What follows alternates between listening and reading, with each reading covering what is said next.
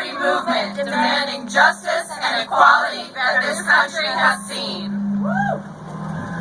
I was born in New York in 1797 and walked out of slavery in 1826.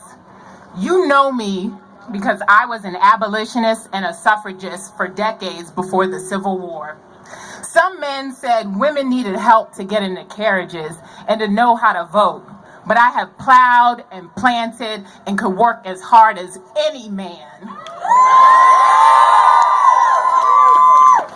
And ain't I a woman? I recruited black troops for the Union and pushed for former slaves to get the land they were promised, but they didn't. And only black men got the vote.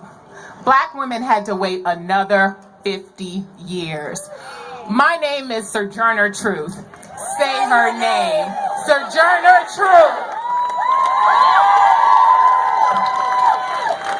My family was driven out of Ireland by the Great Famine. By the time I was 35, I'd buried my husband and 4 children from yellow fever and saw everything else burn in the Chicago fire. And then I found my home in the labor movement, a soft place to stand when my feet were sore. I organized the Knights of Labor, the Wobblies, and the mine workers, telling them to pray for the dead, but fight like hell for the living. I must have been good at what I did, since the bosses called me the most dangerous woman in the country. But the miners just called me Mother Jones. Say her name, Mother Jones! I was forced to flee from Texas to the north because people couldn't accept my interracial marriage. My parents were Native American and Mexican. My husband, white. I helped find the IWPA in 1883. My husband and I campaigned for the 8-hour workday and were part of the Great May Day protests of 1886. The state of Illinois later claimed my husband had conspired to place the bomb at the Haymarket riot, against all evidence. He was tried in a kangaroo court and hung. My name is Lucy Gonzalez Parsons. Say her name, Lucy Gonzalez Parsons. I was raised in Kansas and stood with the People's Party in 1890 for farm workers and for working people, because we saw that Wall Street owned the country and that it's no longer a country of the people, by the people, and for the people. It's now a country and a government run of Wall Street, by Wall Street, and for Wall Street. And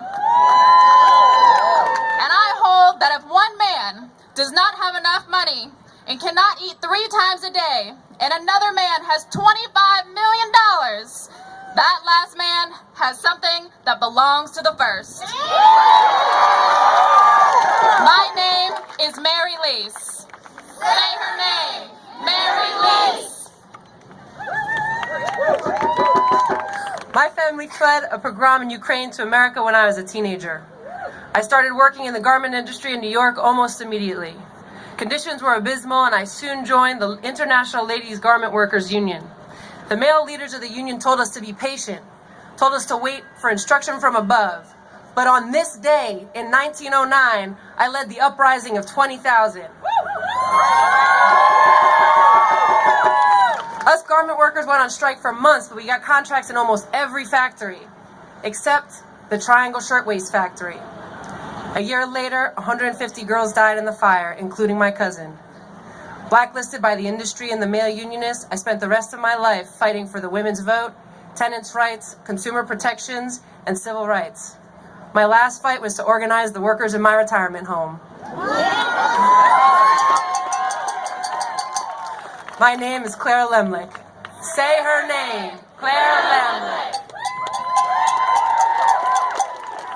Hola, mi gente. I came to New York from Guatemala in search of a better life. My first job was at Selgren's cafeteria. I thought I had it made. But the hours were so long, and the men treated us like trash, always trying to touch us, trying to take us home. So we went on strike. And you know what? we won. And I had found my calling. I was an organizer. In fact, I was an organizer for 20 years until they forced me out of the country under threat of deportation. My name is Luisa Morena. Say her name. Luisa Morena. My union was the only thing that offered me and my children a better life in North Carolina in the 1920s as a single mother who had already lost 4 children. I spoke for my union. I wrote and sang for my union, and I organized for it. The bosses really hated that we were organizing white and black mill workers together against long hours, low pay, and the stretch.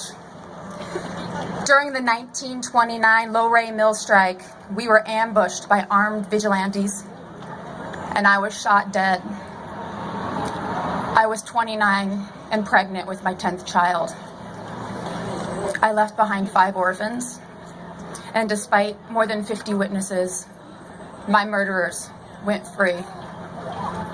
My name is Ella Mae Wiggins. Say her name, Ella Mae Wiggins. I was born the youngest of 20 children in Montgomery County, Mississippi. My parents were sharecroppers on a plantation. In 1961, I went to the hospital to have a tumor removed. Without my consent, the white doctor gave me a hysterectomy. They were trying to reduce the number of poor black people in Mississippi.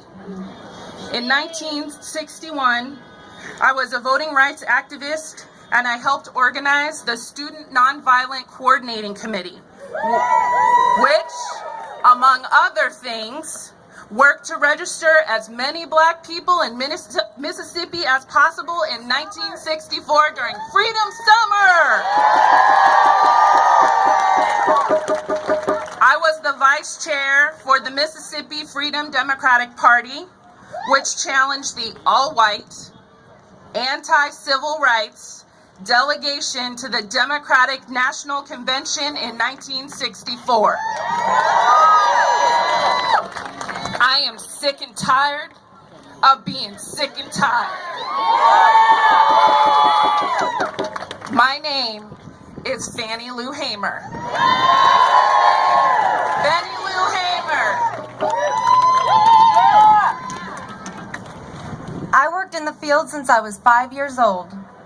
Cesar and Dolores recruited me to be the first woman organizer for the United Farm Workers.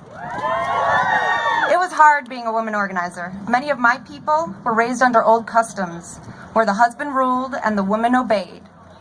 My neighbors were for the union, but they didn't want to take orders from me. But I kept organizing. I led strikes, and I even met the Pope. My name is Jessie de la Cruz.